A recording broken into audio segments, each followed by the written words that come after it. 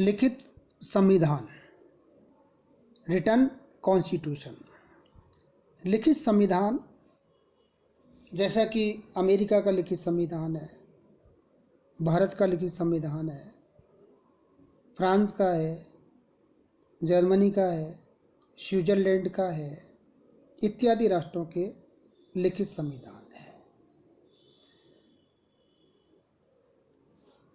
संविधान उन लिखित या अलिखित नियमों अथवा कानूनों का समूह होता है जिनके द्वारा सरकार का संगठन, सरकार की शक्तियों, विभिन्न अंगों में वितरण और इन शक्तियों के प्रयोग के सामान्य सिद्धांत निश्चित किए जाते हैं।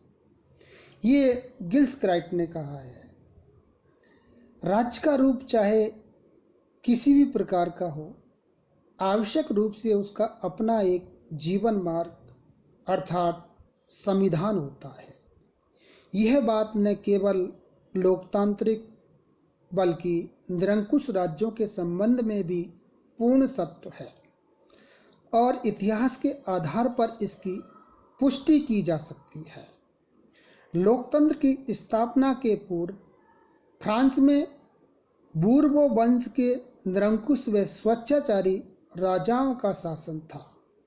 ये शासक अपनी इच्छा को ही कानून समझते थे, लेकिन इनके शासन में भी फ्रांस में एक प्रकार के संविधान की सत्ता विद्यमान थी और कतिपय ऐसे कानून थे जिनका उल्लंघन शासन के द्वारा भी नहीं किया जा सकता था।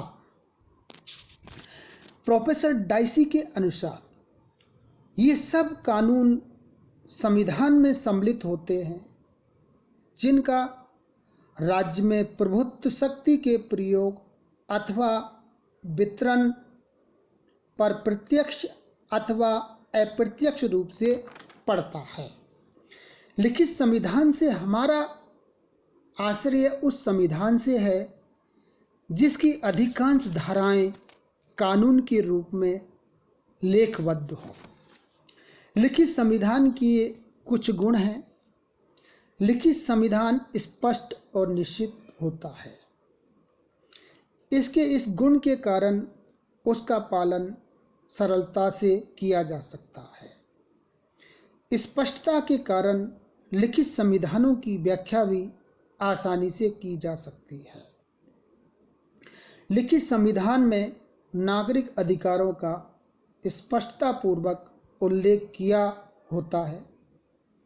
इसके अतिरिक्त लिखित संविधान सामान्यतया कठोर होते हैं और संविधान की इस कठोरता के कारण शासक दल द्वारा नागरिक अधिकारों को मनमाने तरीके से सीमित नहीं किया जा सकता और अधिकार सुरक्षित रहते हैं।